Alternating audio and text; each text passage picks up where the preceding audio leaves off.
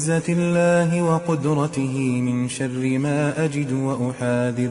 أعوذ بكلمات الله التامات من شر ما خلق. أعوذ بكلمات الله التامات من شر ما خلق.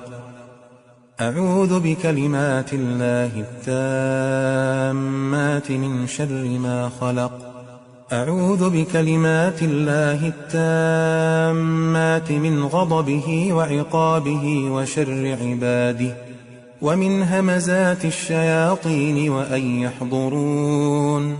أعوذ بكلمات الله التامة من كل شيطان وهامة ومن كل عين لامة. أعوذ بكلمات الله التامة من كل شيطان وهامة